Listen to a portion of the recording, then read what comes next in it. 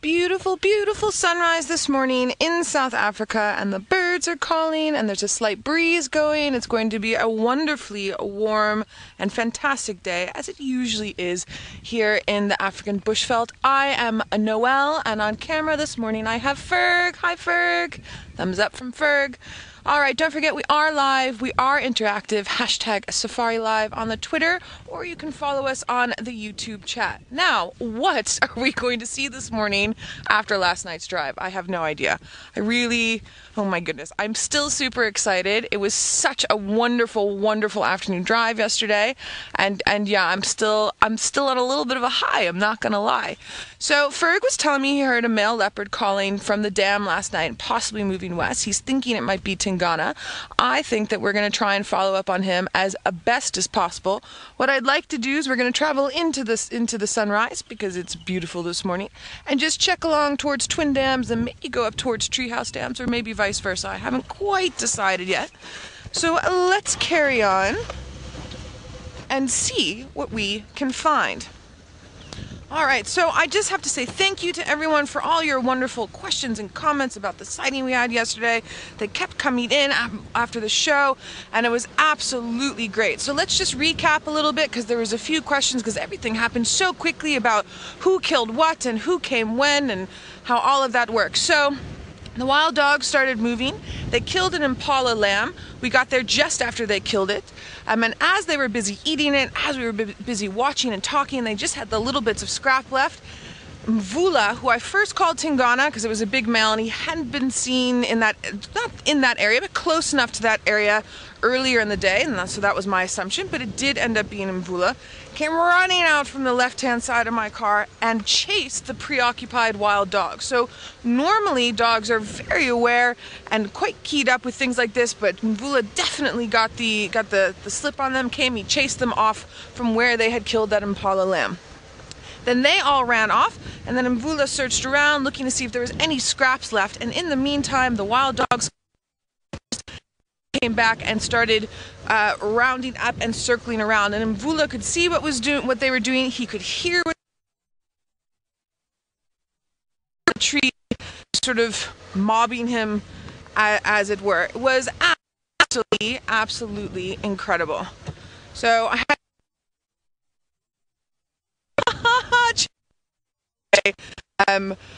voice note, and so we'll see if I get one in return this morning. He might have had an aha moment as well. You never know.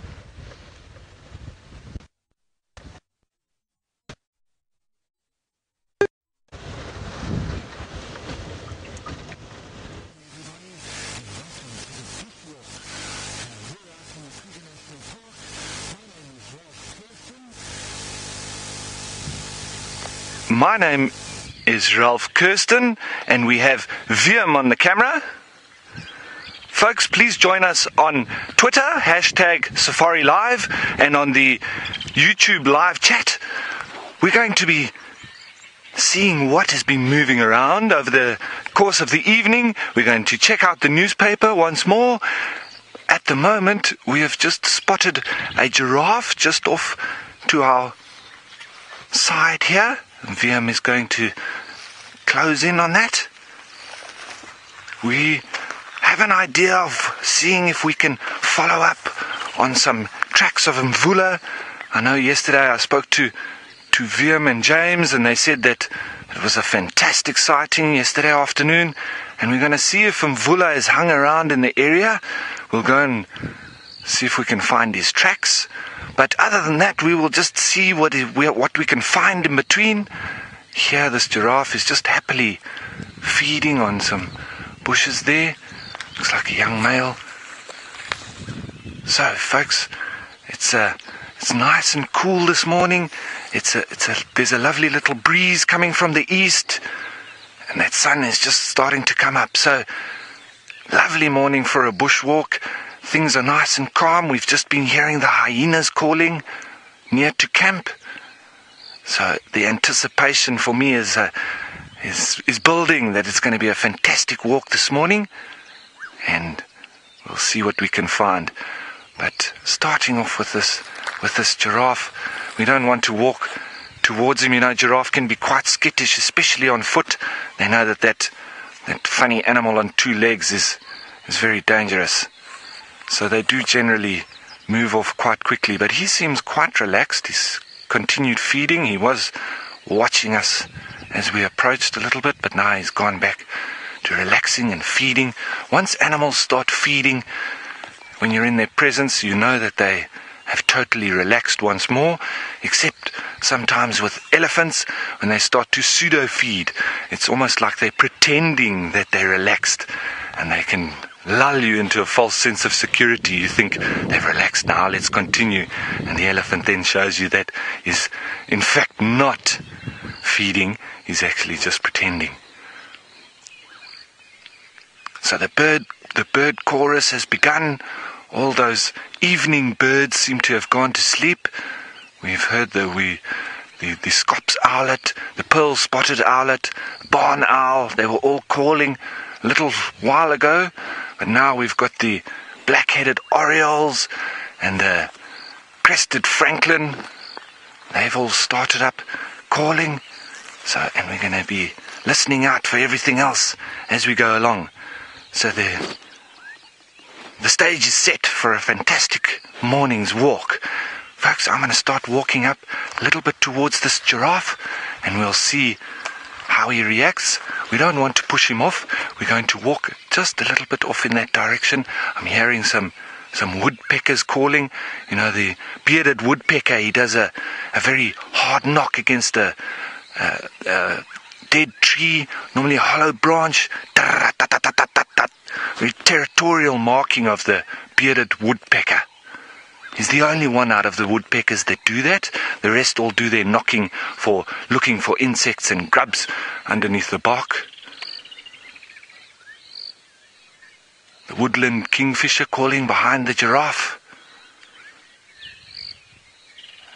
And he's looking in the direction that we will be moving, so we can often watch the giraffe. They've got a lovely high view to look from, but he's now relaxing a little bit.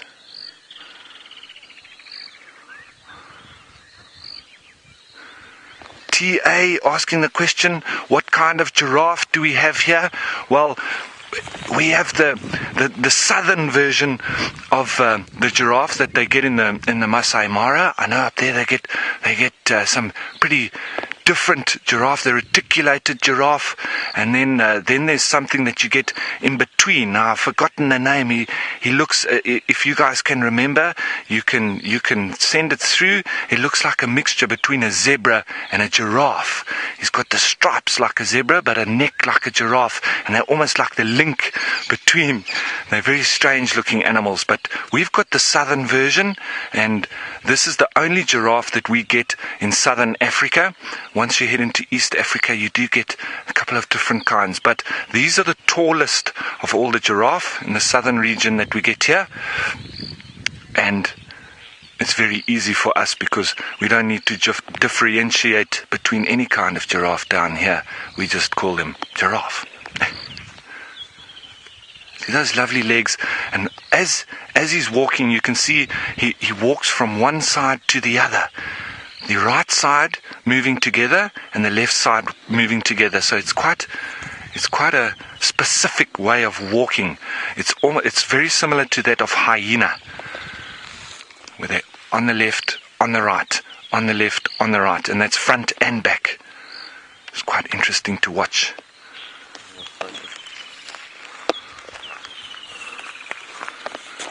Catherine, thank you for your comment. Exactly. That is the okapi. That looks like a mixture between a zebra and a giraffe. Thanks very much for that, Catherine.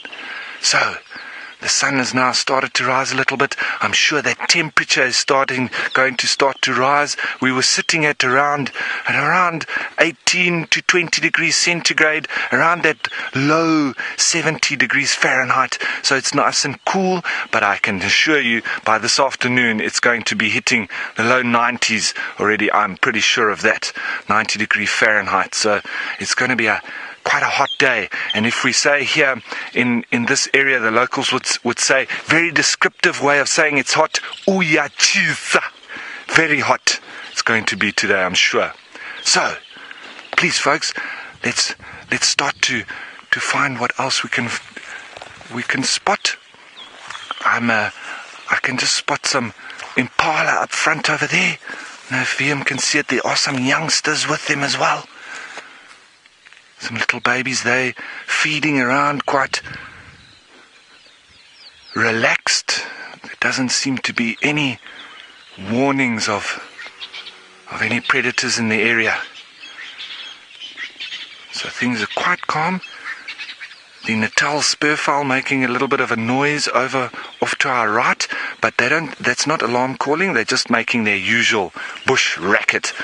I don't know if any of you have ever been in this region when the Natal spurfowl get going. They can be quite irritating. They're continuously making just a very loud racket. Now the black-headed oriole, they're busy calling off just behind us over here. And their name very descriptive of the call that they make. Oriole. Oriole. That's how they get their name.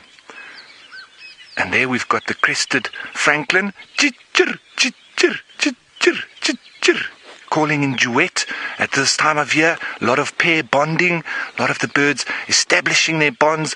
Not only establishing them, but maintaining them. Because this is that time of year where everybody's vying for mates, vying for resources, and vying for nesting areas and territories. So it's very exciting with the birds. Now we must say that it's exciting for the birds, but it must also be very stressful, because we're talking at about 40-45% increase in population of birds at this specific time of year, where we've got all the migratory birds arriving, and we've got the same amount of space, same amount of resources, sometimes less resources, because we're sitting at the end of winter. It can be very dry. Luckily, we've had a little bit of rain, and so that has helped with restoring a bit of the resources, but it does take some time after that rain has occurred for the resources to start to come through. So at this very moment in time, it can be quite stressful for all the birds with that heavy influx of more birds into the area with that similar amount of resources. So very interesting to see the stress-related reactions that the birds have with the increased amount of population, and everybody vying for that similar limited amount of resources. Right, folks, I think we...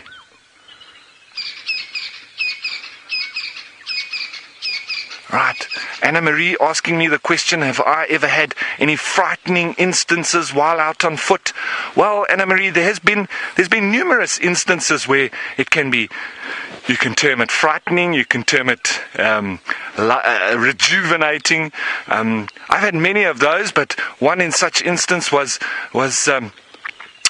early morning. You know, I used to train students not far from here on a game reserve for one of the training institutes for guides, and one of the instances that I had that was absolutely amazing in my mind, but also quite scary if you were a first or a newcomer in the bush.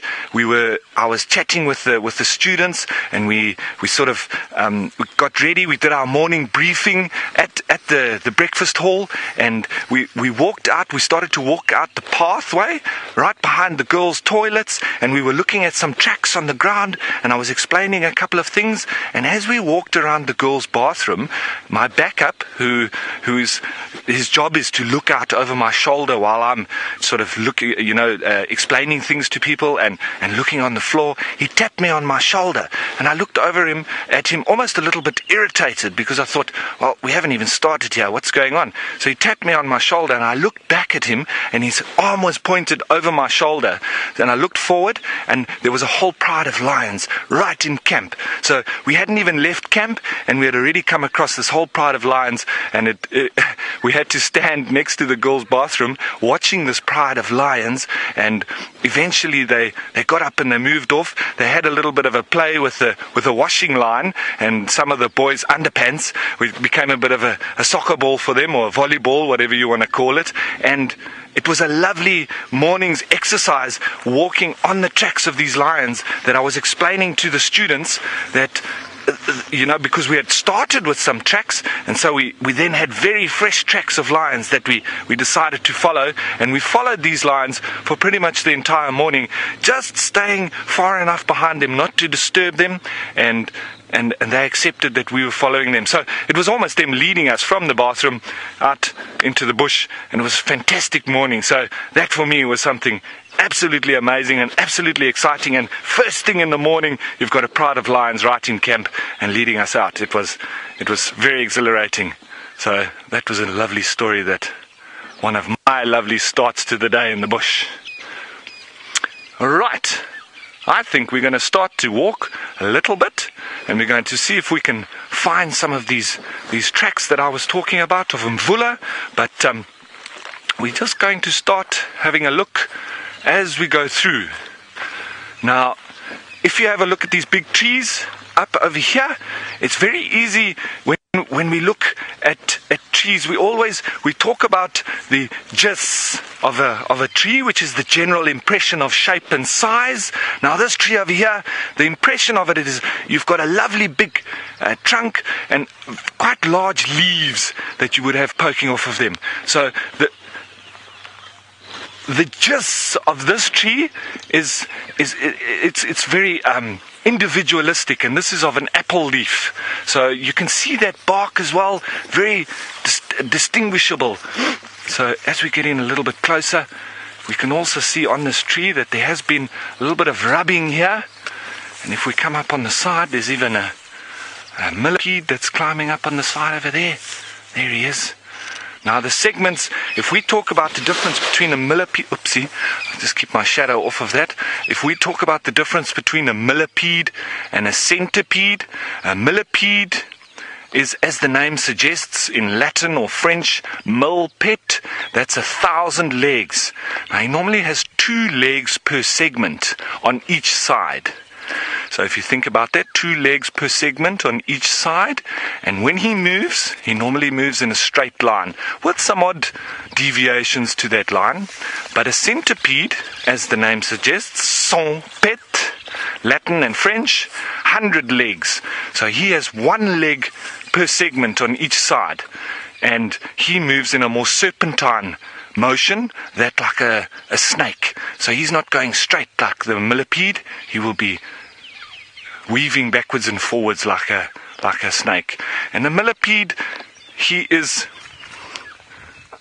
a detritivore, so he would be feeding on all sorts of leftover little bits of vegetation and small pieces of insects, etc. Whereas the centipede is more of a carnivore. He'll be going for more little insects and little lizards, etc.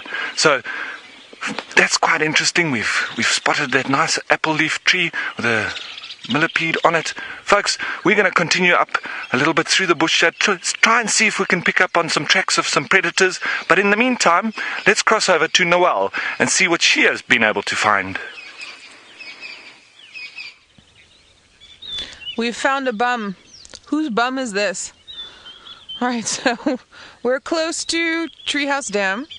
And as I was busy seeing that all of the little plover chicks have made it, all 3 of them, because I'd only been seeing the one, so I thought 2 of them had been eaten, we saw this guy moving off, and he's managed to stick his bum just into those bushes there, and then he slowly, there he turns for you. It's a hippo! Absolutely fantastic. Hippo out the water. It's a cool morning, so he's moved out, and he's still grazing a little bit. He's not far from his watery habitat. I'm actually amazed at how agile he was just then. And he is going to slowly feed towards the dam itself. So we've got a nice little view of the bum and somewhat of the head. So I just want to turn the vehicle back around towards the dam and see if we can catch him coming in. It's not every day we get to see hippo out of the water. It's in the wintertime, it's a little bit easier to see them out of the water. They tend to move and graze further into the daylight hours. But in general, they only really come out at night. There we go. And then by the time we get to see them in the morning, they are already back in the water. Now, the reasons for hippos in the It's horrible grammar right there, but being in the water. Oh, here he is. There we go. Very cool. It's difficult, but we're gonna drive and see if we can watch him at the same time. It's very dense and thick here in little pockets and spots, so I don't want to miss too much of him. But it's some crazy camera work we have to do to be able to keep the visual for you, and keep it steady, and also not chase him in. So I'm just going to quickly as I can come around the corner. So hippos lose, those of you that watch the show often will have heard me say this before, but for anyone that's just with us now, hippos are the mammal that loses the most moisture through their skin than any other mammal. They're extremely sensitive to the sun. Sorry, I know that the low angle shots are a little bit easier, but I'd like to come around to the side so we can get a nice sort of wide angle shot so you can see everything. Just hold on for me. There we go. Oh, and then of course, then he goes the other way. Weed, you're curious if hippos really spray their poop, and that is very true. I think this is going to be our best bet for now. They do, especially the males, when the males come out of the water. They even do it in the water sometimes. Females will also do it in the water. They poo, and then they wag their tail at the same time to spread it very, very, very thin.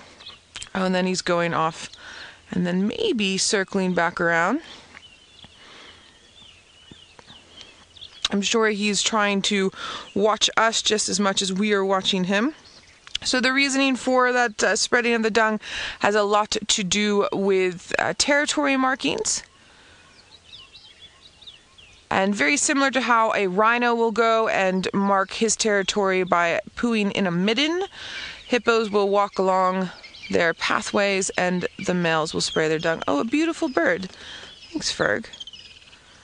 Male weaver just coming into some breeding colors there. Alright, now he's hiding from us. So we will just have to wait a minute and see. A lot of beautiful bird calls in the background. I don't know if you all can hear the woodland kingfisher. And of course, as I say that, they stop, as always. There we go. Choo-choo-doo. I can't repeat that call. I need Herbie to do that. I think that was very accurate. Thanks, Ferg. Ferg's giving me a verbal pat on the back about my horrible woodland call. All right, yeah, so he's definitely listening to us. He stayed in the bushes back there. I'm sure he's doing that because of where he wants to be in relation to where we are. So what I would like to do then, because of that, is I'm just going to move away from the dam a little bit. I don't want to keep him too long from where he wants to be. He's this male that's come up to Treehouse Dam recently, the one that we started seeing a couple of days ago after our big rains. And he's not as relaxed as, say, the male that's in Biffleshoek Dam. He's obviously a little bit more to him. We did get to see him, albeit briefly. I would also like to see, ooh, there we go. Here are the plovers we were talking about with their little chicks. There's the one that's lagging behind, and Mom is going, "Come quickly, child, come, come, come." There they go. Calling everybody into where she needs them to be, hoarding them together. And they've gotten so big. Shame, and this one's still ignoring his mom. He's like, yeah, Mom, I'm coming when I'm coming. I have a younger brother that was like that when we were all very little. He just does things at his own pace. And my mother was forever going, "Come, hurry up, hurry up, hurry up." And he's like, okay. You can hear woodpeckers in the background. Sounds like a bearded. Guys, don't forget, we are live, we are interactive. You can follow us on the Twitter, #SafariLive, or on a YouTube chat. And you know we love to hear from you. We love to hear what everyone got up to last night, if it was nighttime for you, or what you got up to during the day, if it was daytime for you.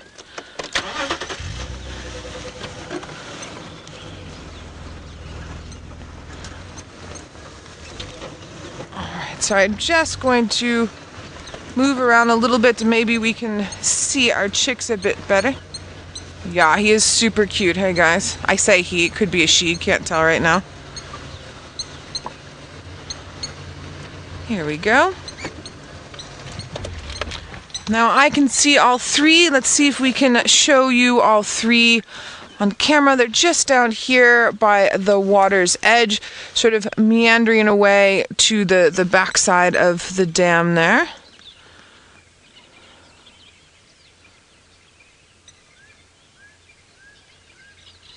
There we go. A little bit of a reflection. I'm actually amazed that all three of them have survived. It's not, look, I mean, the chances are about 50-50 for anything that is out here, or, you know, even for humans in that matter. But yeah, every time I came here, I was just seeing the one, so I'm pleasantly surprised that all three are still around.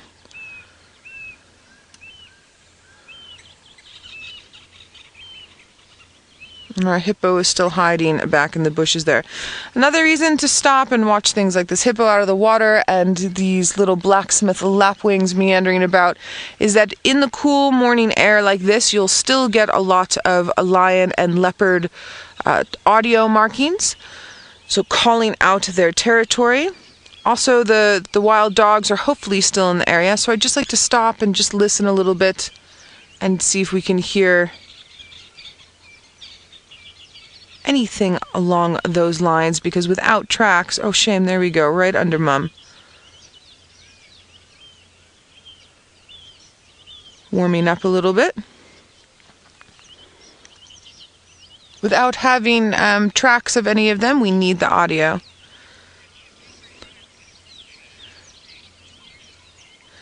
Chitty Chatty Maggie said you decorated your Christmas tree yesterday. That's a fun activity to do. I still can't believe that we're close to Christmas. I feel like it's February, but it is in fact the 1st of December.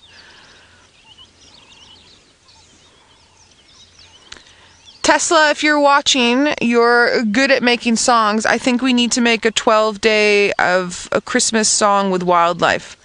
So if you're listening, or Lady Starfire, if you're listening, maybe Tesla can make us a little ditty that we can sing maybe this afternoon. Well, I mean, I will sing horribly. I'll sing horribly with you. Ferg says he'll sing horribly with me. I love it. We'll do that. Maybe we can do something about these lapwing chicks. Sorry, this is adorable. Could you imagine being a human mom and trying to like tuck your children under your body like that? That would be slightly uncomfortable. But she's doing a good job keeping them under there, warming them up nicely.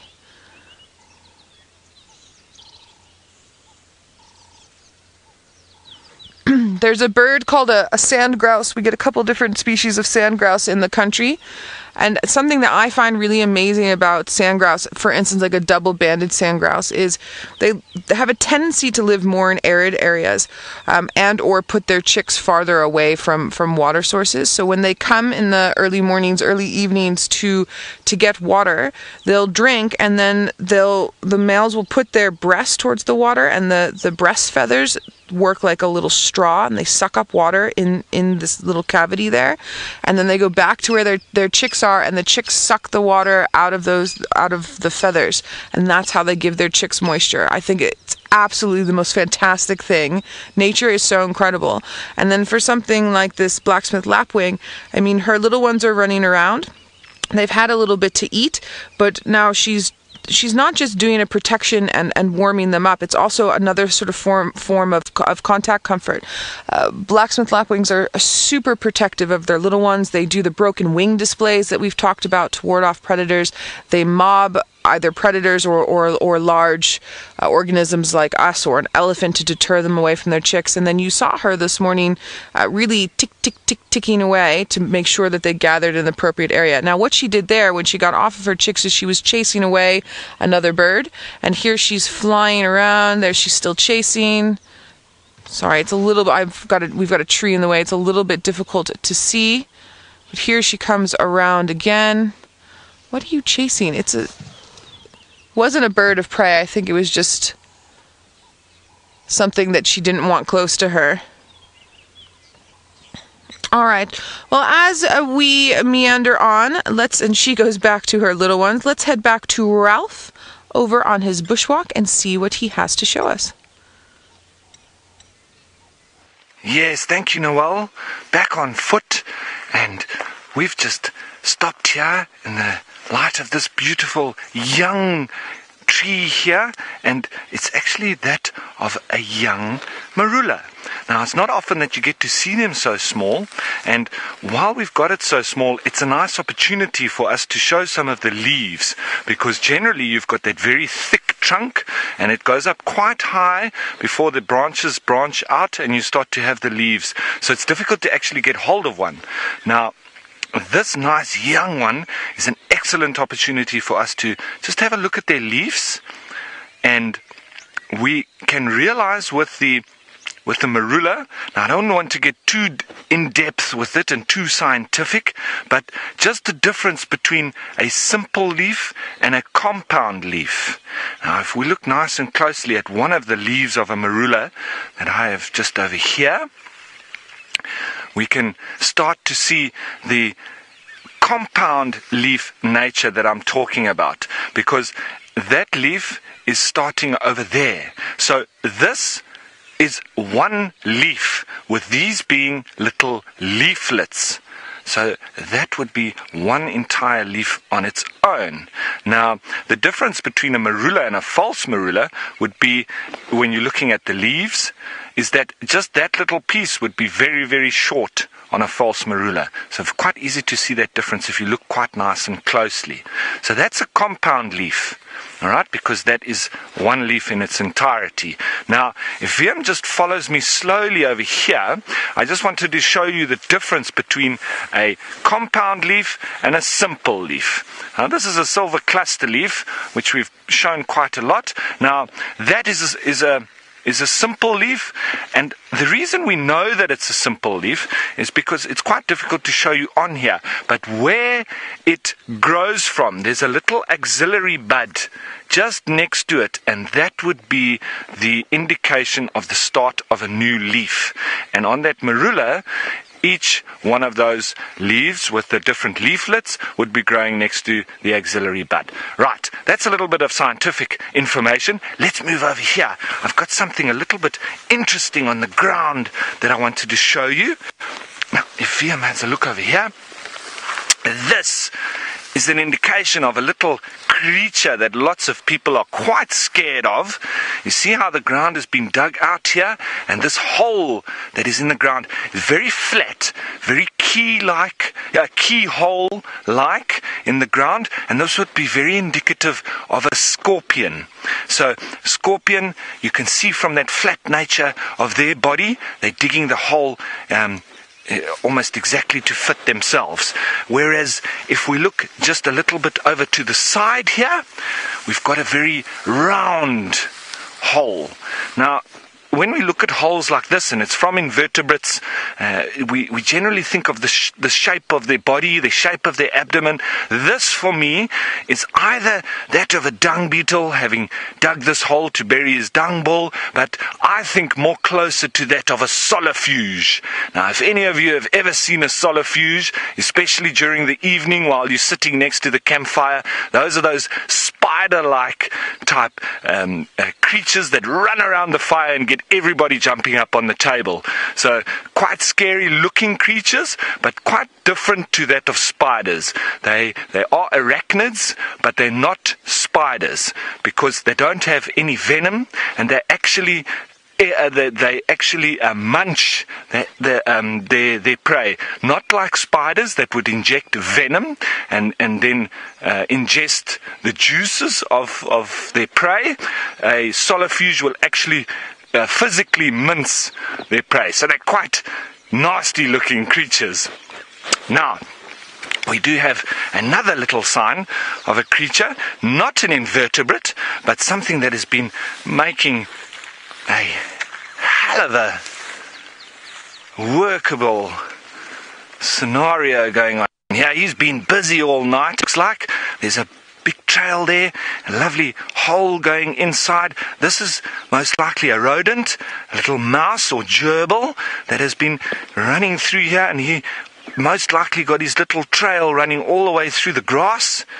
So he'll be moving through, looking for all sorts of things, but quite territorial, these little trails. So he's got his route that he would be running through, and these would fall prey to all sorts of birds of prey, etc. But this little guy mostly moving around at night, and he's trying to keep himself in the deep grass so that owls and things can't pick up his movements, because if they do, they'd swoop down and he'd be dinner.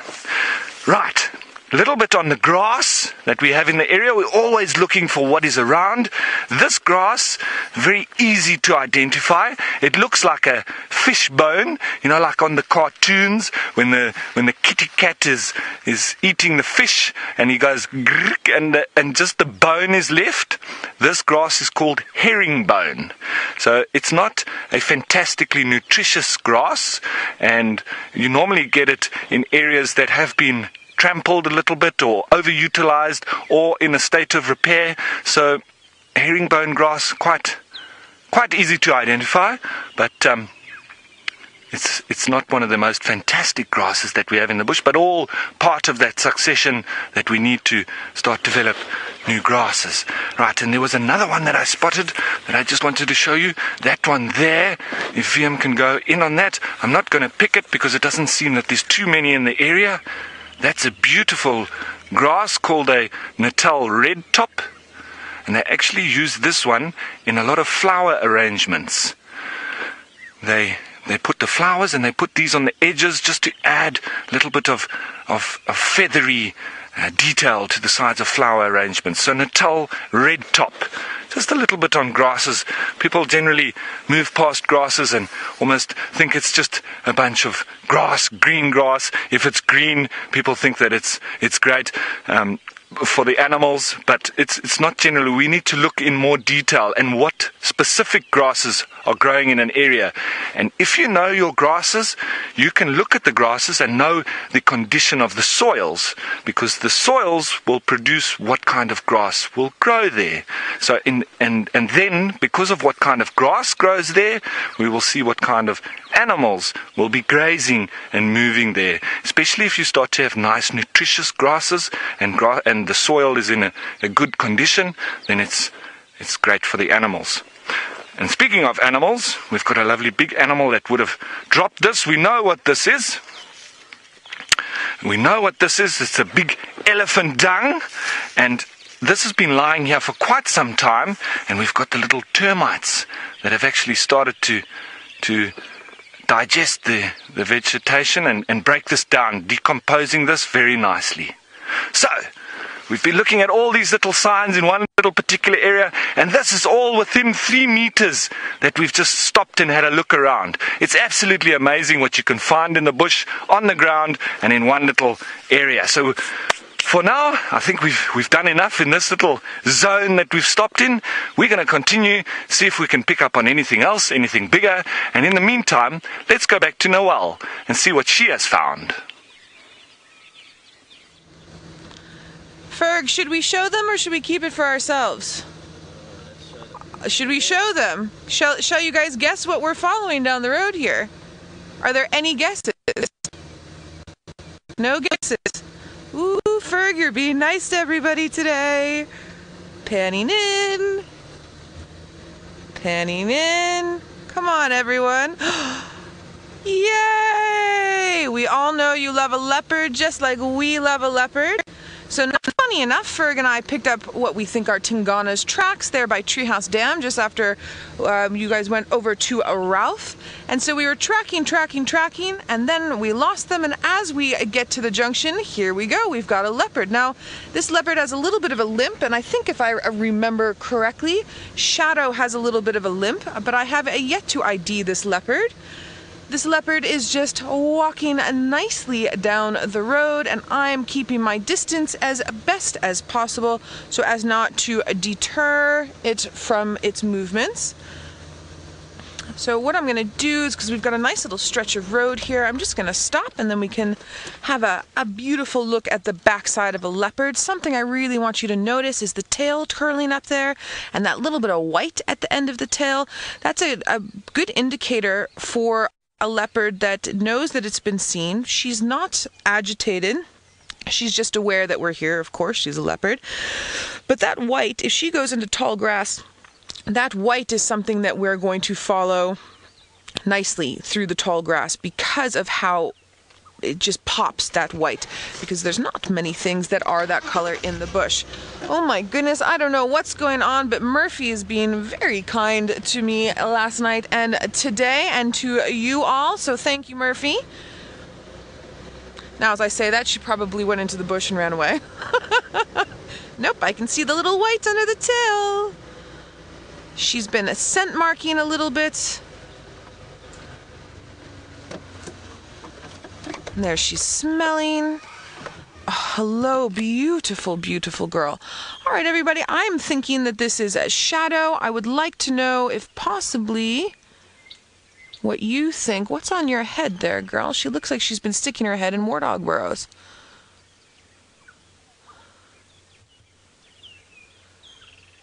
What do you think, Ferg? There she scent marks, rubbing her face. You see all of that stuff around her neck. Or she's been fighting. Entirely possible. Or her face has been in a kill. I'm going to need a little bit more to go by. Oh, look at this wonderful, rubbing all of the scent off of her face, spraying a little bit of urine. She's very determined to mark her territory. The last update I had of Shadow was she was with her youngster over on Little Gallery side under the power lines with a kill that was, I want to say a couple of days ago.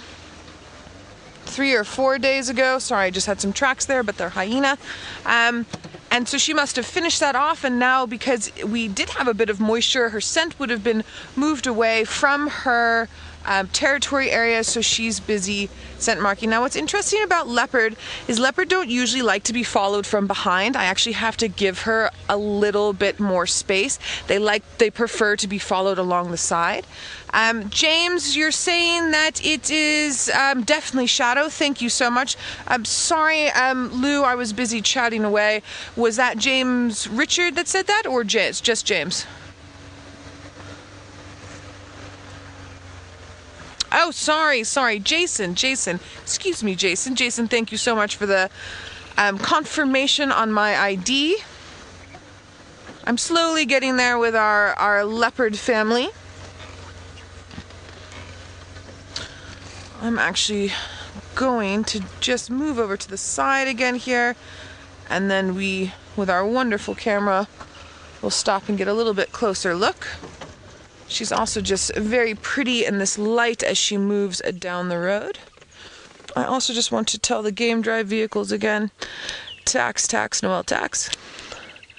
Because I know their guests possibly want to see another leopard, even though last night was just absolutely crazy. Station's update on this Mafazi Ingwe, Shadow Mafazi Ingwe is still mobile east on the fire break, north of Gowrie Cut Line. We are quite far east from Shabamu and the quarry. I'm just busy live, so I'm off comms, but we're mobile towards Twin Dams.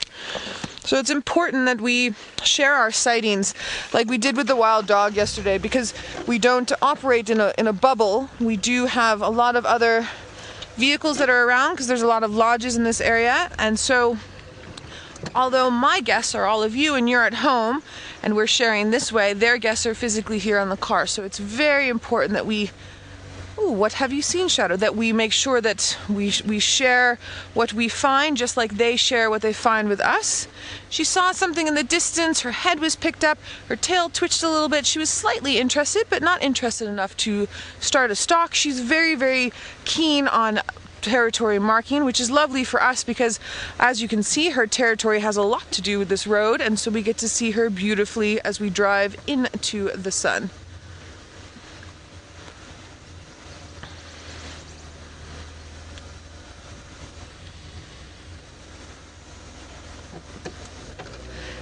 Now, Jamie and Brent are up and going in the Mara, so let's head on up to Jamie with another cat that she wants to show us. We are indeed, and what a fantastic morning start to this sunrise safari. The Angama Pride in the off-roading area in the golden morning light, looking absolutely gorgeous as always. Not a bad way to start off a safari, I think. I haven't seen them up in this direction in a very, very, very long time. And judging by the svelte look of their bodies, they're actually quite hungry. And I think they spotted something. I think they're on the hunt. But a quick introduction. My name is Jamie, and this morning Jahawi is on camera with me. Don't forget to send through questions and comments on hashtag Safari Live on Twitter. Let's set the scene quickly. The cubs are up there, and one of the lionesses is up there as well. Now, what I would love to do is go and sit with those cubs, but I think these lionesses are aiming at something. I think let's stick with them for now. Now they've stopped. They're looking intently. Okay, the bar of our roof is just about to make life very difficult for Jahawi. So let's turn around and just see if we can get an idea. The third lioness is on her way as well. Haven't done a head count yet, but let's get behind these lionesses and just have a look at what they are after. What have you seen that I haven't, ladies? Because I can't see anything that you might want to eat. But you definitely want to eat something. Back towards their normal spot. This is where, back when I very first started in the Mara, they used to ditch me all the time. It was like some kind of magical lion portal. The grass used to be very, very long. You couldn't see them over it. And they'd just walk in here and be gone. Next thing you'd find them on a zebra kill or something like that. But I spent many an hour driving round and round and round and round with VM and the thermal imaging going, is that them? Is that them? No, it's termite mound. Is that them? Okay, let's have a look and see. Now, at the moment, their current diet consists largely of warthogs. Let me see if I can see what they've spotted. There is nothing that I can see. What are you after, ladies?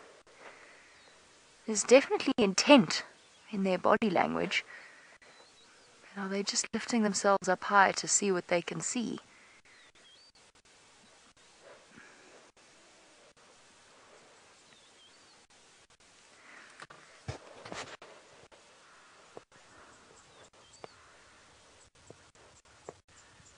A lovely, lovely question from TA, who's wondering why lions have white under their eyes instead of black.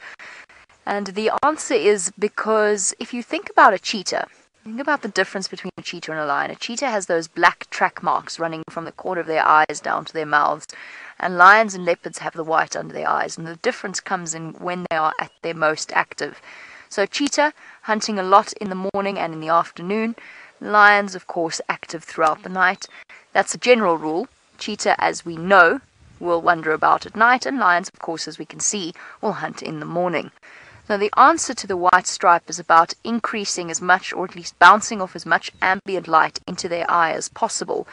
Whereas for the cheetah, it's like being a sports star. You know how sports people, especially those dealing with small balls that they then have to spot and hit, they actually have dark stripes that they will paint on their cheekbones. So a cheetah's dark stripes serve exactly the same function, reducing glare and allowing the animal to see. Now I can see zebra, which I'm not sure if this lioness has just spotted. I can see zebra back up towards the top of the escarpment. She's looking at the approach of the other lioness. What are you ladies thinking? Okay, so we're going to stick with the Angamas and see what they get up to in their morning, but I'm not the only person here in the Mara. Brent is out and about, and he's got something very special to share with you. Well, we've got a pair of black rhino. It looks like a female and her sub-adult cow, or sub-adult daughter by the looks of things, crossing the road. I'm just going to move a little bit closer. What a way to start the morning. It's Brent and Batman here. And remember, this is 100% live from, so I'm just telling another car I'm crossing in front of them, from Kenya. And we're with one of my most favorite animals. I've got lots of favorite animals, but they are a particularly wonderful animal to spend time with. And I've been lucky enough to spend quite a lot of time with them on foot as well. And look at that, right backlit against this rising sun. If you have any questions, hashtag Safari Live is the best way to get hold of us on whatever platform you might be watching. Well, we've been very, very lucky with rhino recently. I've been seeing a lot of them. Well, the same ones regularly in this area just below our camp. Look at that beautiful bottom.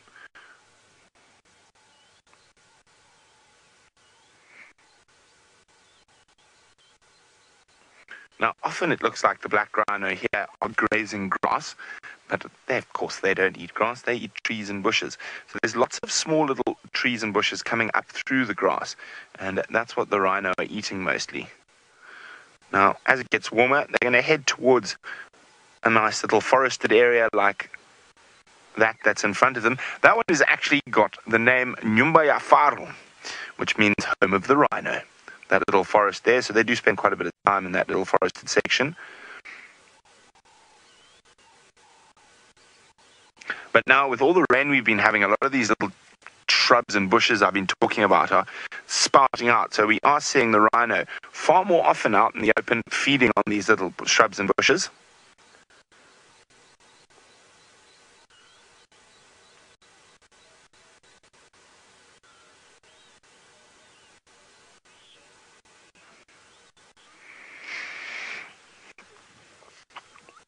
Rihanna is wondering how many rhino are in the area.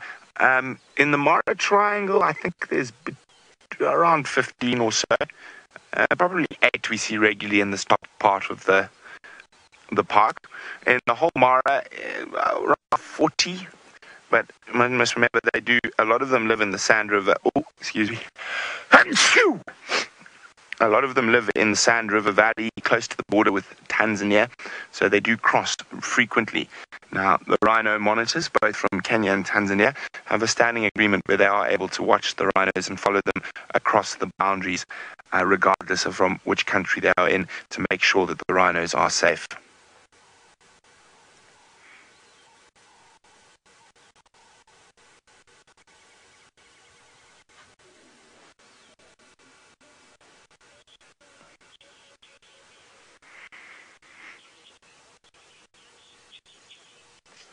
Chitty Chatty Meg would like to know, are rhinos intelligent animals like elephants? Chitty Chatty Meg, I would say they're more instinctive animals. Now, black rhino have a reputation for being incredibly fierce and charging cars all the time. But again, I think that's it is a well-earned reputation. But if you, like anything, if you take your time, drive carefully, considerately, you can spend great hours with them, on foot as well. I have been chased up a tree a few times by black rhino, but often I think sometimes black rhino just decide to run in a direction. If you happen to be in it, it's best you get out of the way. Although you can stop black rhino charges on foot. You just have to be very, very confident in your abilities, because they normally stop at about under 10 meters. 5 to 10 meters is when they stop the charge when you're shouting at them. So sometimes it's good to have a plan B.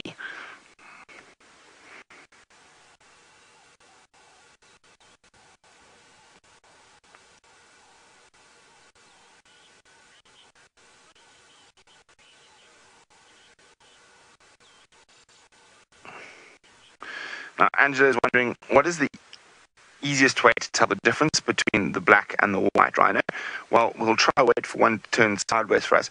Now, black rhino are a lot smaller.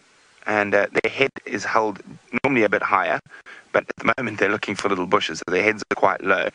But they have a hooked lip made for plucking branches and leaves off bushes and trees, whereas the white rhino has a flat, square mouth, which is made for grazing, so for munching on grasses.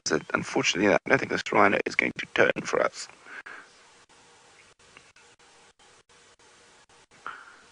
But they are quite considerably smaller, the black rhino. It's actually very difficult to get them confused once you've seen both. Here we go. Look, oh, lift your head. Now you can see, you almost just see that pointy lip where there is the white rhino has a big square lip.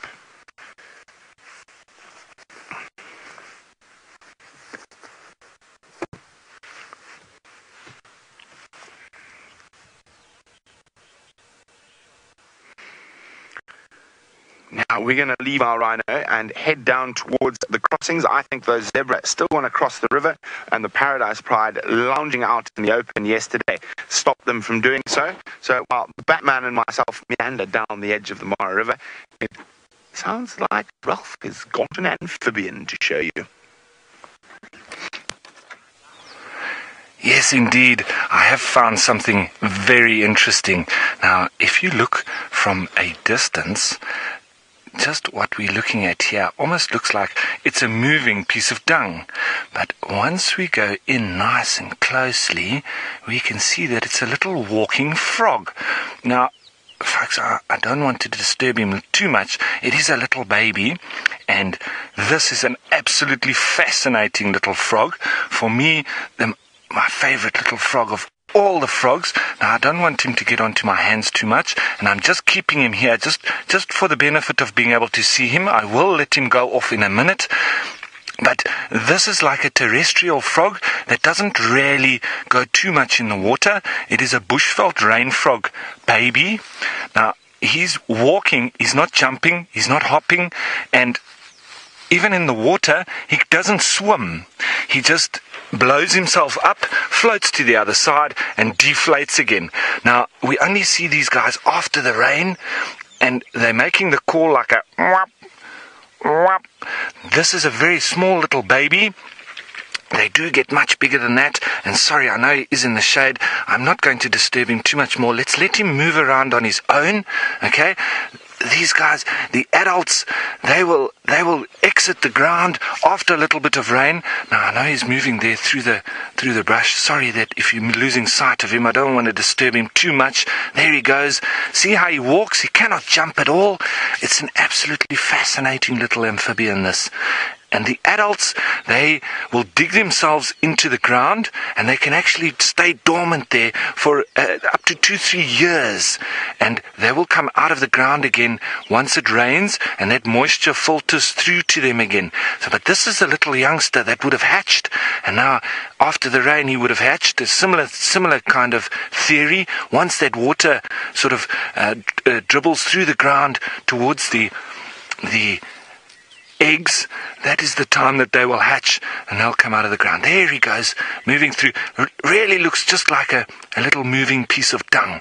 Absolutely fascinating. And they'll feed on insects like the alates that have been exiting the ground now as well, at almost exactly the same time that with these little youngsters and the adults are exiting the ground. We also have the alates which start to come out as well. So it's a perfect timing. It's perfect for them. I've seen them sitting in front of the hole of alates, and they're just eating them as they're exiting.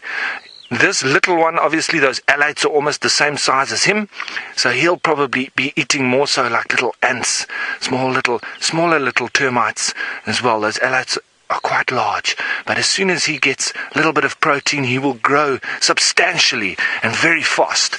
So for me, if I was an amphibian or I wanted to be like something, I tell you what, it would be one of these Bushveld rain frogs. If you've ever seen the way that they cross water bodies, they literally go to the side, as I've said, and they they blow themselves up like a little balloon, and they float with their legs on all different sides. They float around like this till they get to the other side, and they deflate, and then they walk on. So there's no jumping with the Bushveld rain frog, and they do look pretty mean. If there's any danger or whatever, they just puff themselves up a little bit and almost go like a bulldog. They're not scared. So very interesting. Right, we have had a couple of little tracks. Paul asking the question, how rare is this frog? Is it endangered? It is pretty rare in the bigger scheme of things, but we do find them a lot here in the Lowveld, or in this eastern part of South Africa, and they're locally common.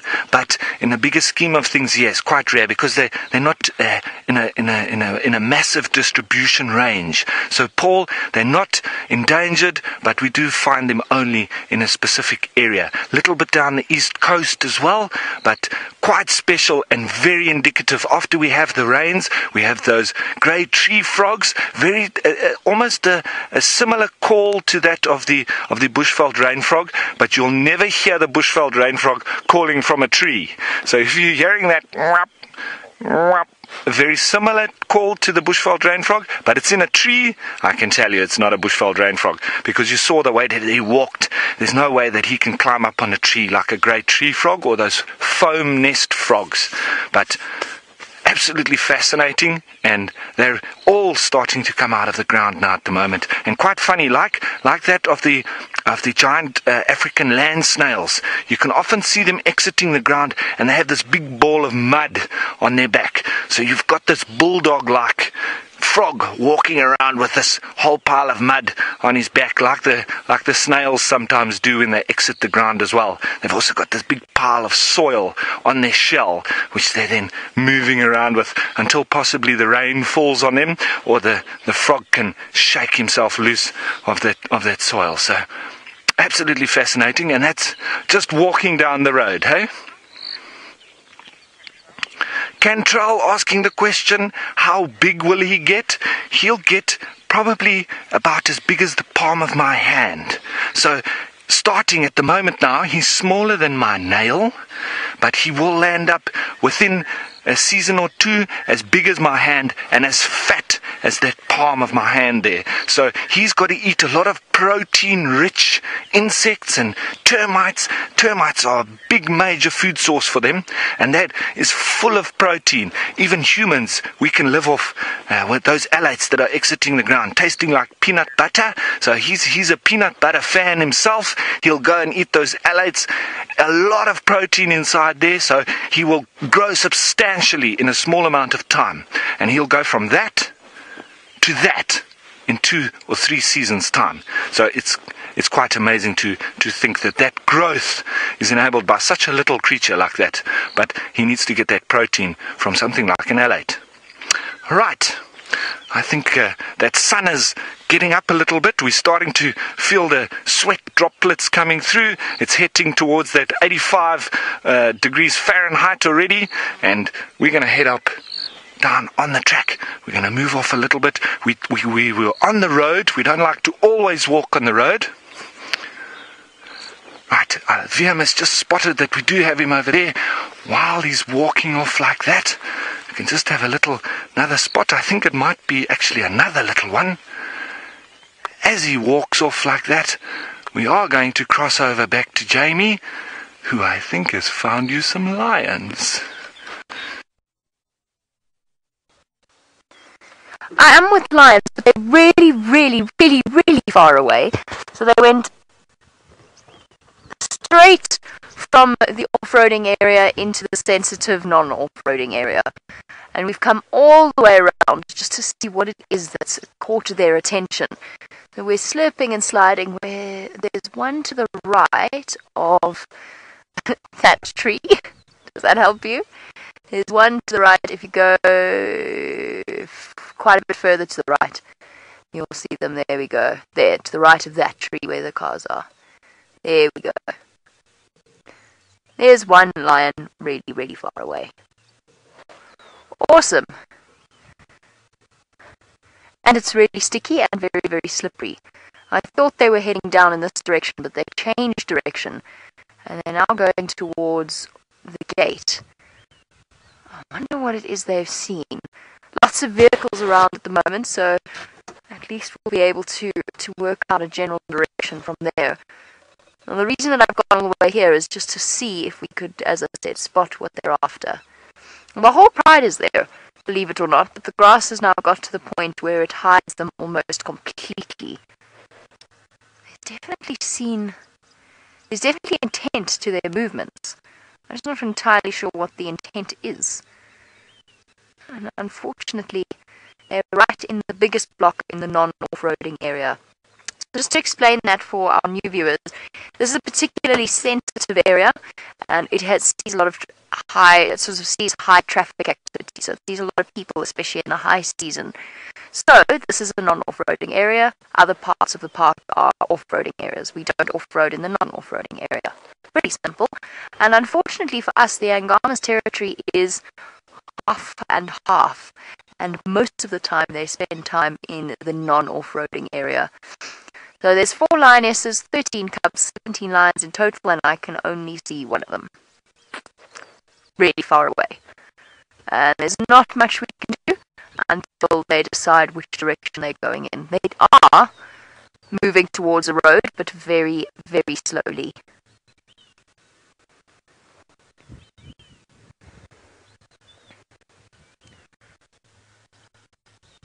What on earth could they be after? It must be a warthog. It must surely be a warthog because I cannot see anything. Oh, lions popping up everywhere. I wonder if the lionesses, because now I can only see cubs, I wonder if the lionesses haven't snuck through. I think they might have.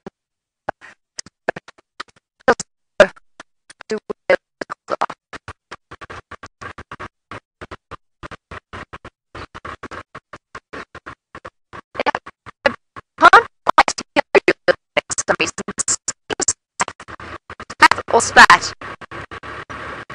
And I think you're asking about why the lions are black.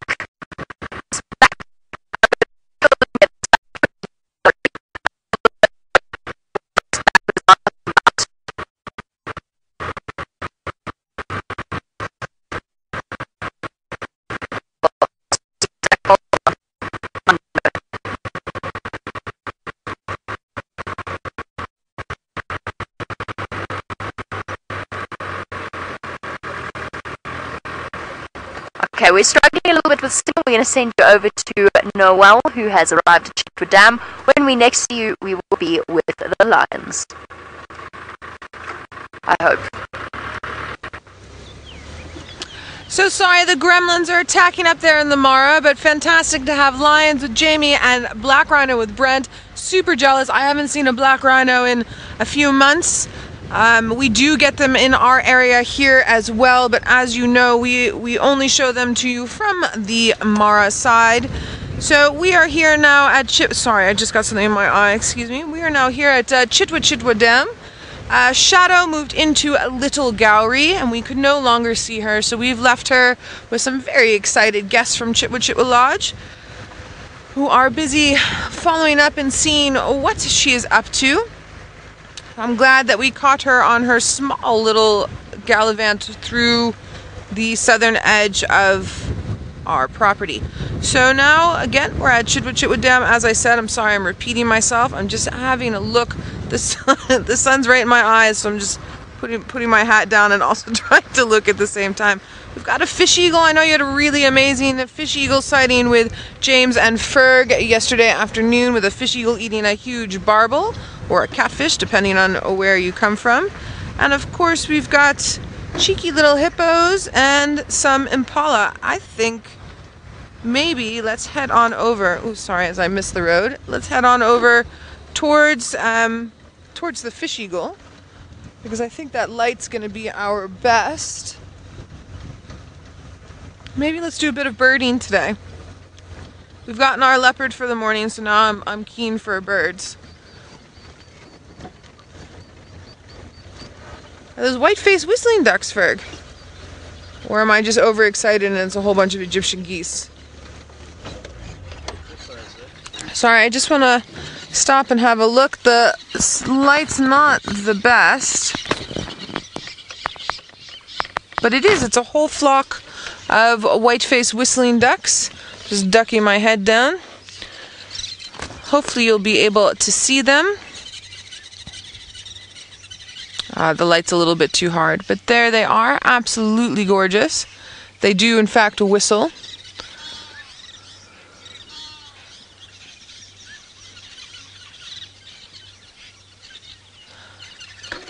Alright, I just want to see if maybe we can get a better view regarding where we have positioned with the sun. And also this fish eagle is pretty. So we'll come back. Oh, here, this might work a little bit better, Ferg. So I'm just going to turn us into the sun, but you can see the white-faced whistling ducks, just two of them there towards the edge, but you'll be able to see that white around their faces a bit better. There we go. That's much better than we had before. Quite a gregarious duck. Usually in larger groups, although sometimes you see them in ones and twos. My first sighting of them for the season that I can remember now. And then before our fish eagle gets a little bee in his bonnet, I think if we can head on up towards him, sitting pretty in the early morning sunshine.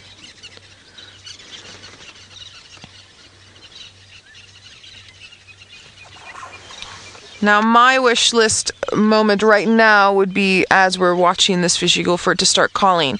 Because many of you might not know that when it calls, it actually throws its head all the way back on its neck, almost sort of 180 degrees, not quite that much. Yes, hippos, you're also interesting. I'll get to you just now. Calm down. And make that call. So it's the only way that they can vocalize like that, and that means that when they're flying and making the call, they're throwing their head back on the backside of their neck as well. So maybe we get lucky, maybe she obliges us, maybe not. We'll have to wait and see.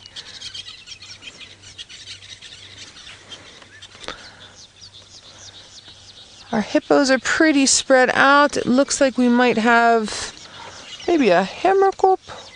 Hold on one sec.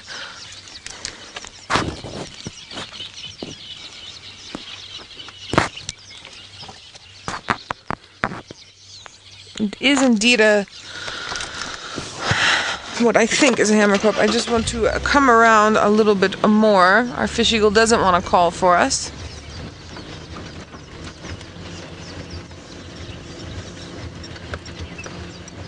Sadly. Oh no, it was an ibis. Oh well. I'm just gonna turn and put the sun behind us now.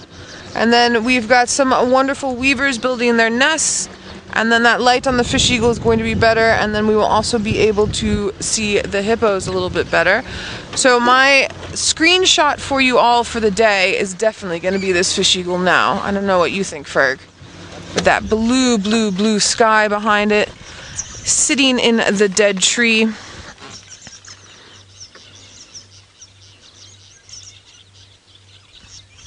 Yeah, very cool.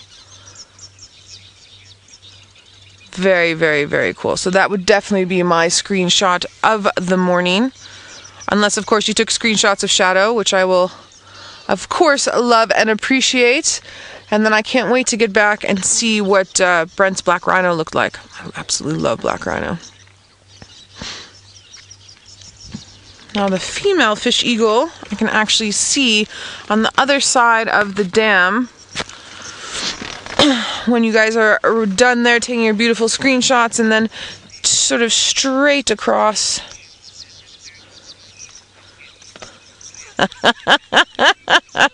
Good morning, Philip. Philip, you're saying, are we sure an American bald eagle didn't get lost somewhere in Africa? They look very similar. Hey, Philip. Very, very, very similar. Obviously, the way that their body structure is and the colorations, their phenotypic features, there's something about them in nature that allows for... Oh, there's a cuckoo! Allows for... Did you see her, Ferg? At 9 o'clock, there's a little cuckoo that's sitting on this branch before it goes away. Oh no, then it flies off and it's being chased. And they're still there. It's still there at 9 o'clock. There's a whole bunch of them. There they fly. Oh, fantastic. Did we manage? Oh, here they come back. Oh no, they're off again. Looked like Deirdre's cuckoos. I started getting super excited with them because Deirdre's and Klosses have a very similar shade of emerald green on them, but that was a Deirdre's cuckoo with the white eye stripe, and I was so hoping to have them stay put a little bit, but oh well. Okay, then our weavers here, busy. Can see that I'm still overly excited from our sighting from last night. My ADD has not calmed down, and also with this gorgeous warmth that's coming through, the bird activity is absolutely out of this world.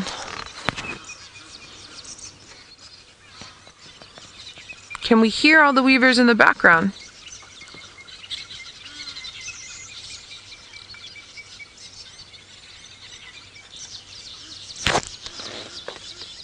That chit-chattering. You can see how agile and dexterous they are. I mean, to be able to select blade by blade by blade of grass and then weave it so intricately to make this nest to lay eggs inside of, it takes an amount of skill. And then these males also have to impress the females when they're building this nest. These females don't build these nests with these particular weavers. It's the male that does it, and if she does not like the aesthetics of what he's built, she makes him do it again. So they have to be able to maneuver their bodies very precisely and come up with something that is pleasing to the eye, all without being eaten, and also trying to keep things like cuckoos that we just saw now out of those nests. Cuckoos do not build their own nests. They lay their eggs inside of other birds' nests and then leave. It's called brood parasitism. Sorry, I just want to show the fish eagle one more time because it's put its wings out to sun itself, and it is just absolutely stunning. So it's sunning itself, it's warming up. It also helps with any parasites that might be on the wings, sort of getting them off the feathers. So, Philip, you're talking about bald eagles. There we go. I know there's an emblem somewhere with eagle wings out somewhere in the States. So, this is an African fish eagle doing its best bald eagle imitation. So, while you all take a few snaps there, let's head on up to the Mara, where Jamie has managed to get rid of her gremlins and have a look at her lovely lions.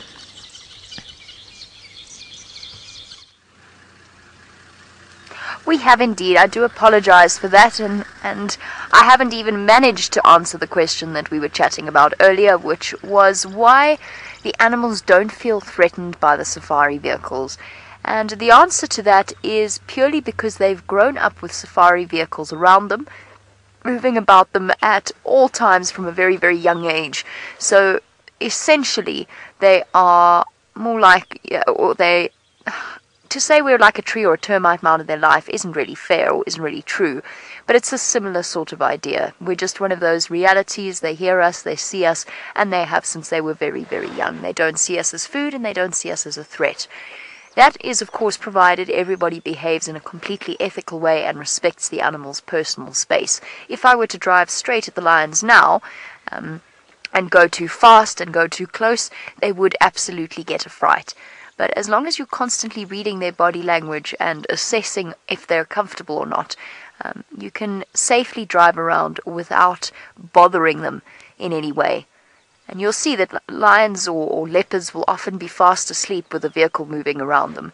So they really, really are not concerned by us at all. They're actually not concerned by very much, I have to be honest. Whatever hunt potential there was, I think for now it has, they've decided that it's not going to work out in their favor. And they've settled down, they're relaxed on a termite mound, and unfortunately it's a termite mound that's very far away. And if you didn't believe me, have a look at the foot on the bottom right of your screen. It'll give you a good idea as to just how relaxed they are. When you see bellies up like that, you know that the lions are settling in for a period of time. It is cold this morning. It is cold and cloudy, which means that there's still a chance that these lions might actually get up and hunt. And more importantly than the hunt part, they might actually get up and move closer to us, because at the moment they are really quite far away. The only prospects that I can see, but I'm not a lion, are the buffalo that are on the slope of the hill, because there's some warthog in between there. Now, we know that the Angamas do hunt buffalo, but they go for the females or the calves. I've never seen them take on a buffalo bull. And to me, that looks like it's a herd of bulls. It looks like a bachelor herd. But I can see 2 warthog in the middle. Those are the only prospects that I, with my human senses, can see. There could easily be a warthog somewhere around here, either underground or hidden in the long grass that they've heard.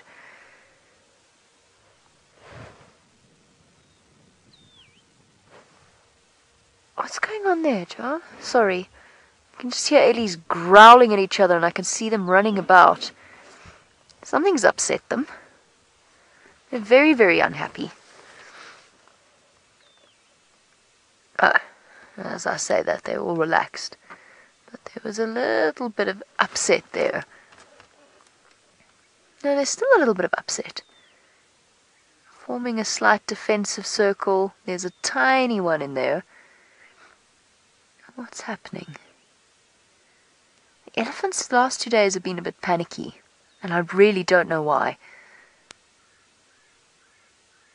I don't quite know what it is that's causing it. And unfortunately, they too are right in the middle of a non-off-roading zone, far away from a road on either side of them. Okay, they're relaxed again. They were just jogging about and looking a little unsettled. But that could easily just be due to a male or... Yeah, we've seen, and I've seen this live. I know many of you were with me when we saw this. I've seen elephants get a fright because an impala ran past them and panicked and gone stampeding off into the bush. So elephants can be not a nervous Nelly, but a nervous Ellie. They can have the odd random panic. Of course, they're so closely connected to each other in terms of contact, calling, and responding to each other all the time, that the minute one panics, I think it just spreads very quickly, and everybody goes galloping off. Okay, they're fine, I think. I don't think there's anything too serious there. It might have been in response to a lion, that's what I was thinking, but it doesn't look like it. They've relaxed too quickly. Maybe just a little jostling, internal jostling. And the lions aren't doing any internal jostling at all. Lots of sleeping.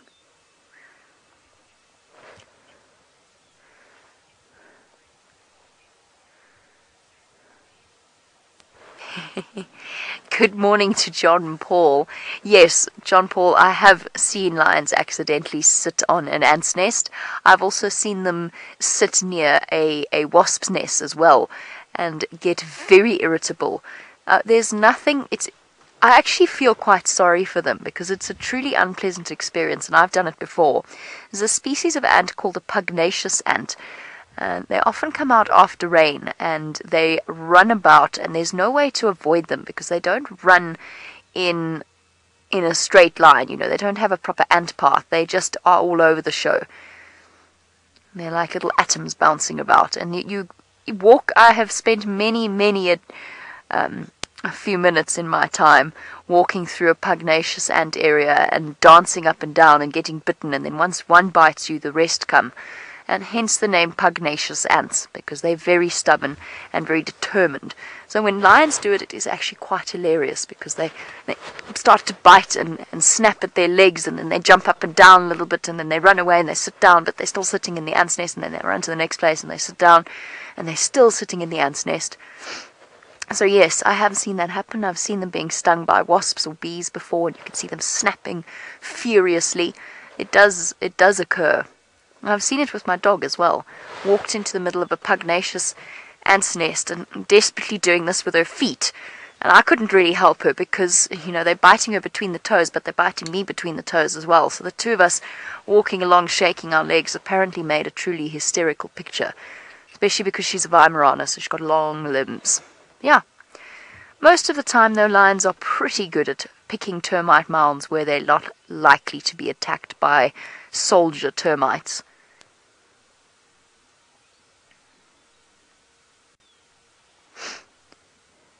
And most of the time they'll go and settle on inactive termite mounds.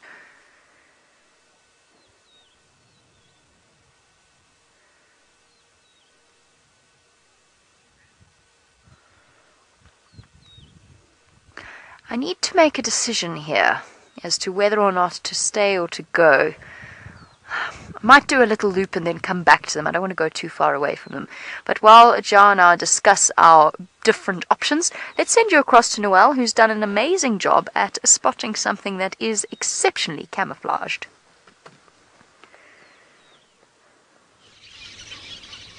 We have a first for me. I have never seen this species egg before. It is a ground nester, so they make a little scraping, and then it's just the one egg that's in here. Looks like a tiny little rock. The only reason why I spotted it was because one of the parents was near and put out its wings and clucked at me. And it's not a lapwing, so I'm going to let you guys think about what you possibly think that it could be. And then James Richard, I heard your request for a gymnogene. I also dig gymnogenes, the African harrier hawk, so I'll definitely keep an eye out for in case we manage to get a sighting. Anyone have any ideas whose egg this could be? While you're thinking, we can slowly pan away and then come over towards where I can see a flock of them. I'm giving you a little hints. Here at Chitwa Dam, I'm super excited about this. Any ideas yet? Alright guys, I'm sorry, I'm being super cheeky. It's these collared prancing calls. I'm so excited about this egg sighting. So that is now, I've taken loads of photos and that's going to go into my bird ID folder. I also managed to get a couple really nice shots of the prancing calls themselves. And it's amazing. The last time I was here at Chitwa Dam, there was that one juvenile, and then now there is probably about 20 of them here. Sorry, Lou, I missed your question. Oh, quick link to Jamie. Go to Jamie, go. She has something amazing. The warthog's just popped out of the grass. We're in exactly the wrong place, but just hold on. The warthog has just gone running. You can see the lions have now popped out. The warthog has no idea that those lions are there. The grass is so long that it's completely hidden from view. And I thought it was going to walk straight into them, but it changed its direction at the last minute. Right, I'm out of here. Off we go, quickly, between the engine and the... Sure. Between the engine and the fact the warthog's disappeared behind the grass. Just hold on. Lions jogging. Oh. It's going to be a really tricky one, everyone. Exactly the wrong place. Let me stop and show you the lion's movements quickly. It looks like it's only the cubs that have moved forward, which isn't going to be very helpful. There we go. I'm not sure where the warthog is, so I just want to stop and assess before we race all the way around and we miss something. Oh, that's one of the lionesses. She's moving around towards where the warthog was. You can see determination in her body.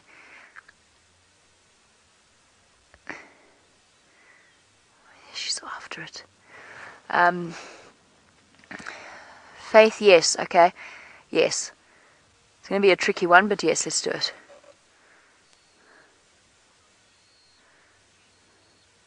The warthog's right there.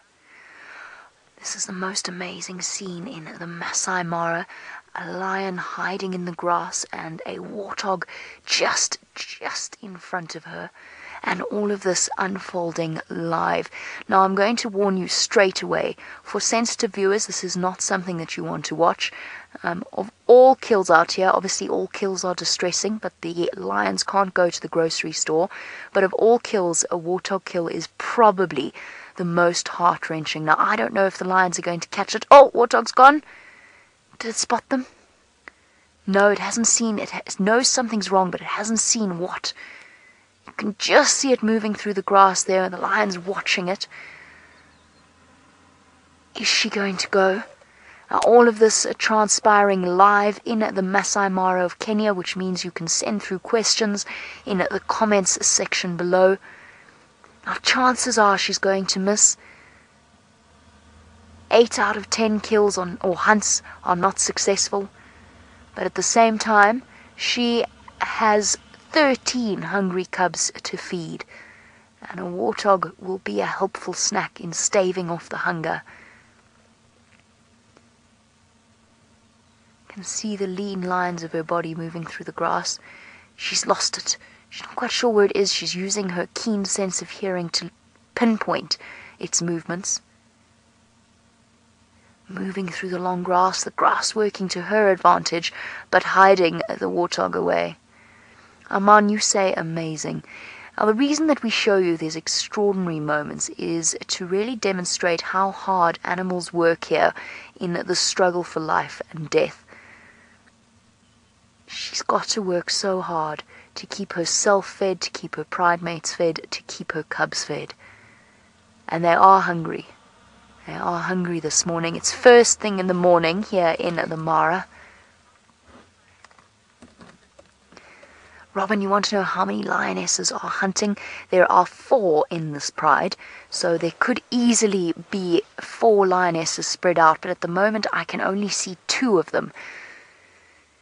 This is going to be a really tricky situation. This is a sensitive area. Those of you who have seen these live videos before, you'll know that we often off-road where we can, but in this particular instance we can't off-road here. Oh, is she going? There she goes. She's running forward, not full speed though, a half jog. Is she waiting for the lioness to go, the second lioness to move around it? I can't see the warthog at all. She's looking to the left. I think they've missed it. It's so hard to tell.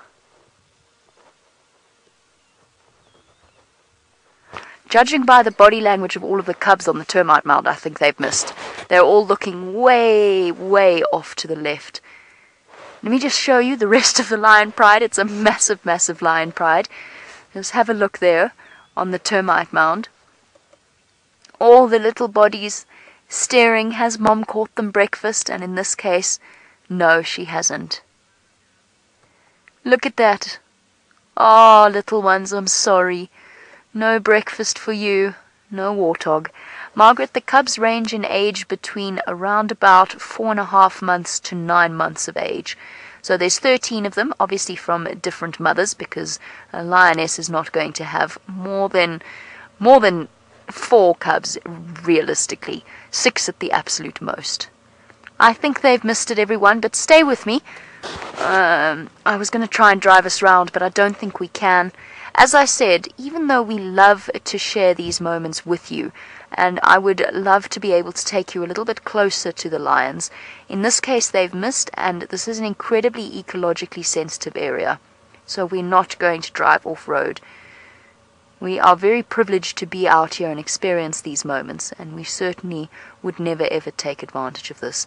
Well, it's been an absolute pleasure sharing this moment with you. I promise you, the lionesses have missed that warthog. The fact that that warthog is running in the way that it was means that those lionesses have absolutely no chance of being able to catch it. So, that concludes this particular action broadcast from myself and Jahawi in the Masai Mara with the Angama Pride. It's been incredible, and we will join you with more action from the Mara in the future.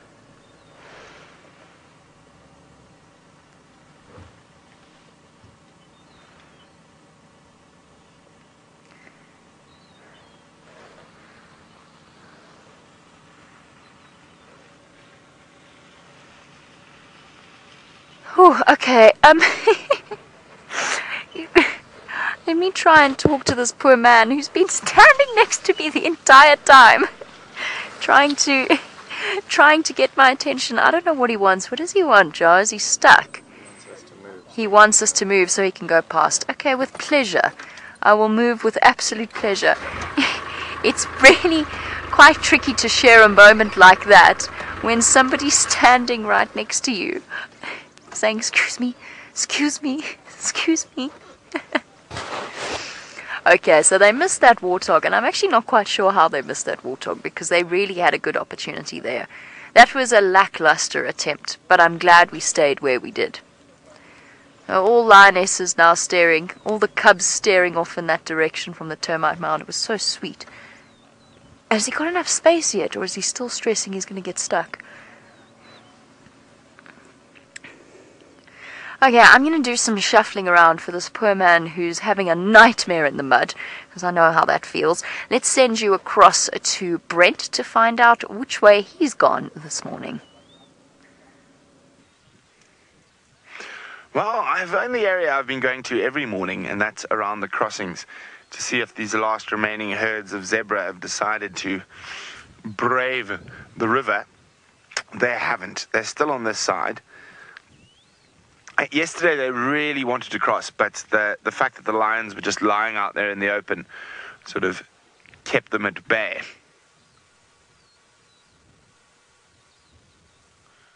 Hey, zebbies.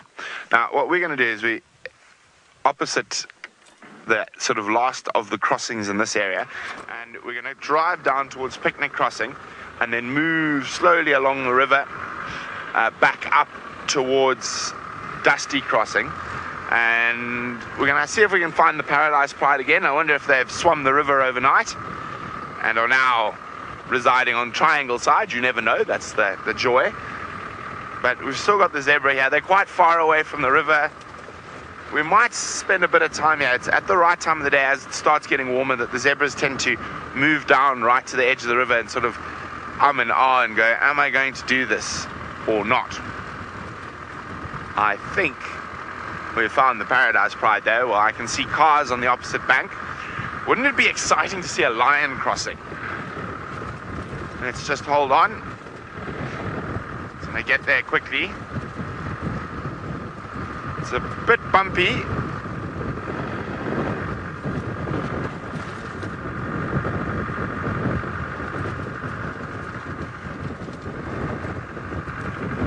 Whee!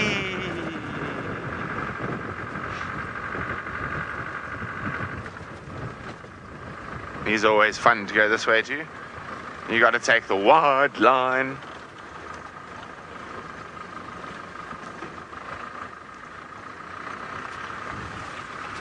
Lisa says those zebra are so pretty, but it is difficult for them having the lions there. Now the Paradise Pride have really sort of mastered the art of taking advantage of a tired animal that's just survived a crocodile attack, possibly, as they cross the river. There's the bumpy section. Hold on, Craig. I think I see a lion on the bank. Let's get into a better spot. Bumpity, bumpity, bumpity, bumpity. Not sure what those vehicles are looking at just yet. Who knows? It could be a leopard. We're about to find out. It's most likely the Paradise Pride, though. I haven't seen the big Tom from around here, sure, for quite some time.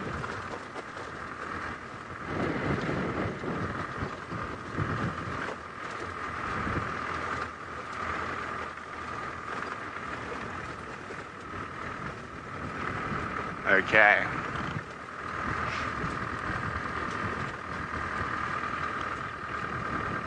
I'd be very excited to see lions crossing the river. Those vehicles are actually in the spot where I saw Scar for the first time. Just double checking.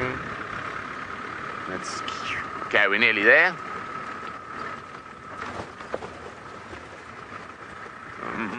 Where is our best view going to be from?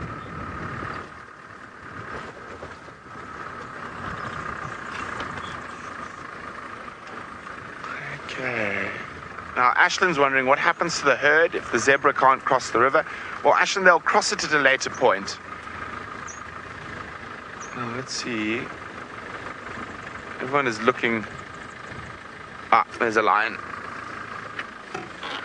Let me just reposition for you there, Craig.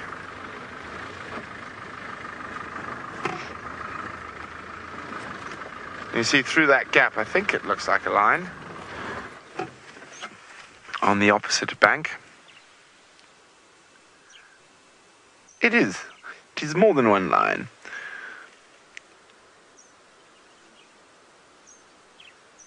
So they are a bit lower down, probably about 1 kilometer lower down the river than they were yesterday.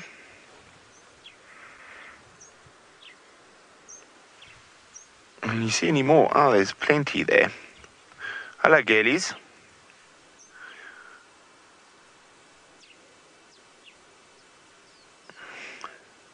It'd be nice if one of them would stand up to let us know how full they are. Because we know they ate a zebra 3 days ago. But there are a big pride, and there are lots of growing, hungry cubbies. And of course, there we go. There's one of the young little boys. Oh, he's hungry. He is hungry. Well, thank you for obliging, little man.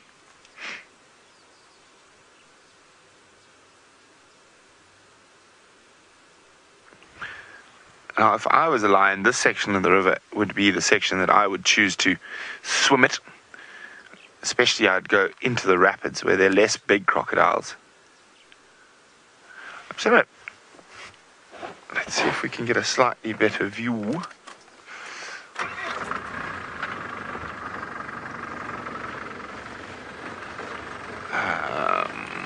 From back here.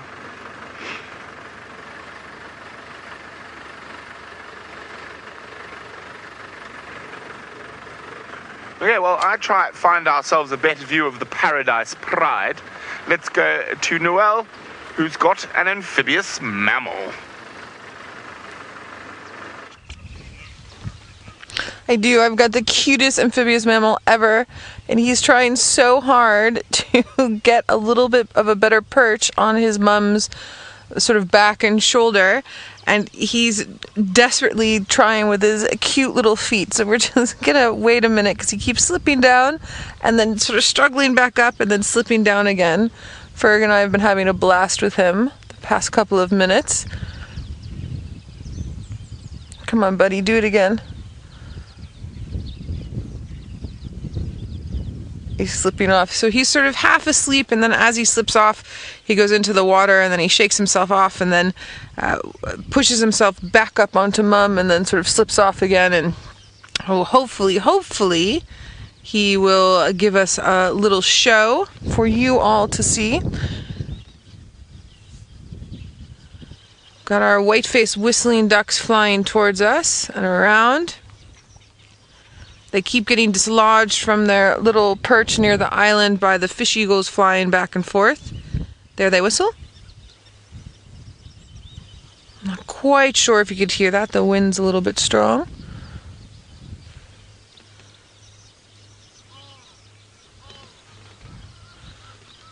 And also the Egyptian geese are super loud, as always.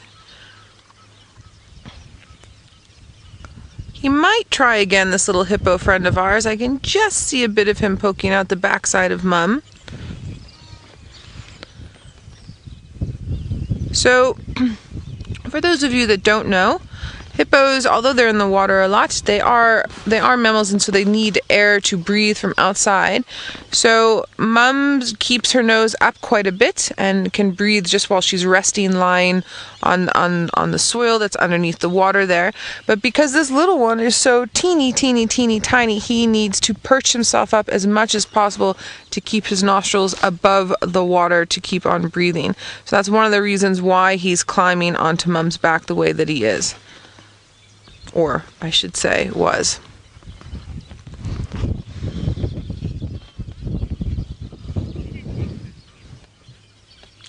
Ollie, you're curious to know, how do hippos sleep? Do they stay floating in the water? So, Ollie, hippos don't float in the water. They're much too heavy. When you see them like this, it means that there's ground that's there. They're resting on the ground, and then it's just a shallow place with the water. And they sleep just as you're seeing now. This is how they rest.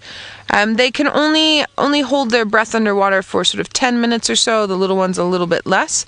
And so whenever you see hippos in water like this, it's the ground underneath is high enough that they can be in the water but also still breathe. Now when they're a little bit more active, they'll take a breath and then go down and then sort of walk or bounce on the bottom of the water. Now something that's very interesting is I'd always spoken about and always been told hippos will never swim.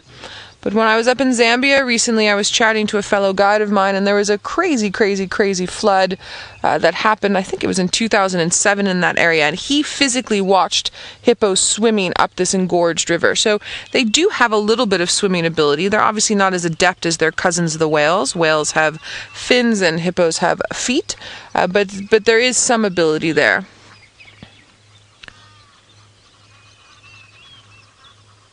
Alright, it looks like our little guy has found a nice little place to rest on the backside of his mum there. So I think what we're going to do is we are going to head off back towards Twin Dams. I want to see if Shadow will come back from Little Gowrie side to give us another view.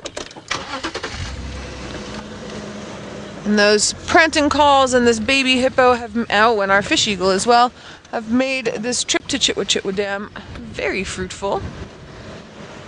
It's also just an insanely gorgeous morning. Sunshine, blue sky, not a cloud in the sky that I can see. So while we're busy going to Twin Dams, there was just something I wanted to chat about with everybody. So yesterday, before our crazy wild dog explosion with the leopard, we had talked a little bit about the alpha female and giving birth to pups and whether or not the beta female will ever have pups. And I chatted about packs that I used to work with where sometimes the beta would give birth because of contraceptives. So I had a few questions and a few comments about it from some people, and I just wanted to clear up sort of around that scenario as to why. So now for a lot of people the idea of contraceptives in wildlife is abhorrent, and really it's very difficult for them to handle and to understand. And I just want to remind everybody that when we are dealing with wildlife, because we as humans do not regulate how many babies we have and our population explosions, we have given very little space for wildlife to inhibit. And in most of Africa, the ecosystems are open, and then you've got a closed ecosystems in a lot of southern Africa. But even in open ecosystems, and I'm using my air bunnies when I say that, human populations are really encroaching and is actually closing off those ecosystems with their populations. So here in South Africa, we've got more closed ecosystems than open because of our human population. And you cannot have something like wild dogs that is an extremely adept predator and just let their numbers explode. They have to be kept in check to work within the environment, in the ecological balance of everything. Now, a lot of the times you don't need to do anything. You would have what's called in situ management, which is hands-off management, and so contraceptives wouldn't be needed or anything like that. But sometimes you end up with scenarios where your habitat that you have of, say, 75,000 hectares, which is about 180,000 acres. It's a huge area. You can only sustain, say, 30 wild dogs at the most. And if the population numbers go over 30, it is extremely detrimental to the ecosystem. The ecosystem will collapse. They're going to eat too much prey, and that has a knock-on effect with everything else, and also to other populations of predators. On a large scale, on a small scale, it's going to have issues with grass that then is not going to be eaten by those prey species, and overgrowth, and I mean, I could keep going on and on and on and on and on. So in scenarios like that, contraceptives of something like a wild dog is very important, and is the only way that species can carry on inhabiting the area that they're supposed to inhabit, that they had to be relocated to because we as humans mess up the environment. So conservation issues are sometimes very easy to talk about, but a lot of times they're can be somewhat controversial. So I just want to let you all know that any questions you have about anything like that, or anytime we discuss scenarios like the ones I was just clearing up now, please send through the questions, send through the comments, and let's have an open conversation about it. Because without having the open conversations about it, we're not going to be able to, one, clear the air, but then also carry on. So Apparently there's some populations in North America where they do a similar thing, and remember, those ecologists, in the most part, I mean, you're always going to get people who aren't good at what they do, but for the most part, those ecologists know exactly what they're doing. And so I would say, carrying my very big spade that I have this morning, I would say that until we as humans regulate our populations, unfortunately we're going to have to keep doing what we're doing with wildlife just to make sure that they have a bit of space to be in, and that the ecology of the area, the ecosystems, the biodiversity stays as amazing as it is. So while we ponder all those deep thoughts, let's head on back to Ralph, who would like to show us not quite what. So we'll...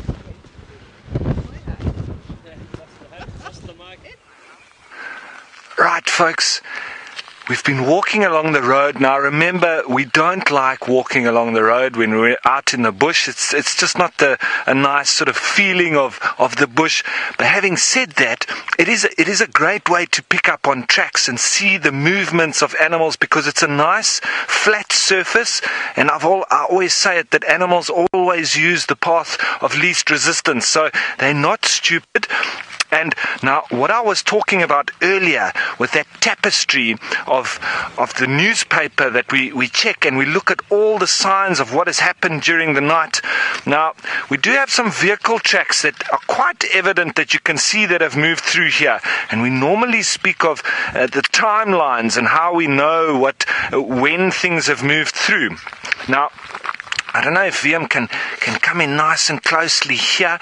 This track here, which if I put my hand next to it, you can just see the size of it. It's still nice to see because we've got the contrasts in colors, the little dunes with the shadows coming over it.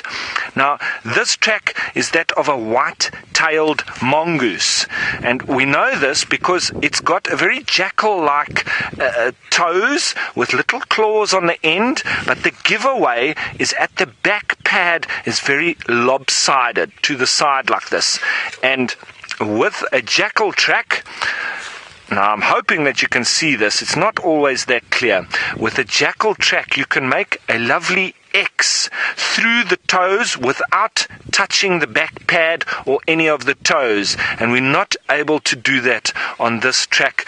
Plus the lopsided nature of this, and with the little claws on the front, we have the largest of the mongoose in the area, and that's the white-tailed mongoose.